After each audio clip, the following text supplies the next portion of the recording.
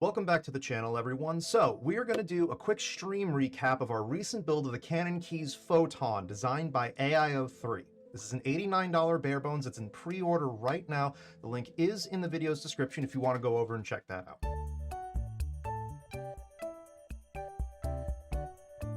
Now, I didn't really have enough time to do any long-term testing with this keyboard, so don't look at this necessarily as a review per se, but more of like a first impressions on this particular keyboard, especially considering this is technically a prototype. But the model we got is in their smoke colorway. It comes in 3 other options, including teal, coral, and transparent, and has this lovely cherry lip at the front that has variable front height in my measurements ranging anywhere from about 15.6 to just under 18 millimeters tall. So this is a fairly reasonable front height for use with most keycap profiles. There are also a ton of add-ons you can pack onto this keyboard. We'll go ahead and flash those on the screen right now for you. During the pre-order, they are running a $35 bundle that gets you a full set of die-sub keycaps, ever-free switches of your choice, and cherry clip-in stabilizers. You're going to be hard-pressed to find just the switches for $35 in most cases, let alone including a full set of keycaps you can carry to any other format you want,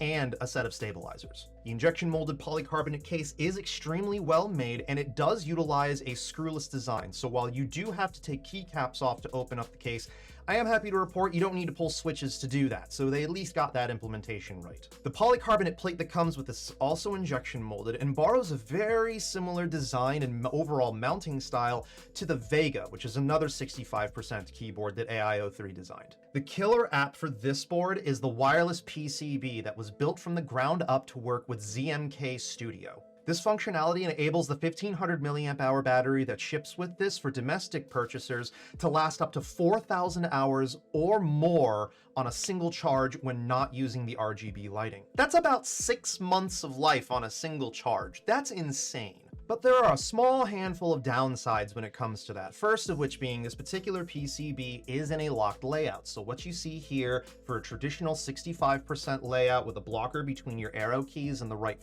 navigation keys is all you get here. I would personally like to see them expand some of the layout options for future PCBs. You may also find the placement of the Bluetooth module on the PCB gets a little bit in the way of the plate foam if you decide to go with the foam options for this keyboard. If it bothers you a little bit, I would personally recommend just clipping the foam away from the area that's going to cover the Bluetooth module on the PCB, and you should be fine. I'm also happy to report that the build process for this board was incredibly straightforward and simple. This is a very beginner-friendly project to work on, and honestly, even without foams, this thing sounds awesome. Now, our example was built with no foams and using Click Ink BTP V2 tactiles. We also used 3 different keycap sets to test with, this one in particular being GMK CYL Indigo. We also used 2 other keycap sets, Nice PBT Classic Beige with Pink Hangul Sublegends and CXA IARA.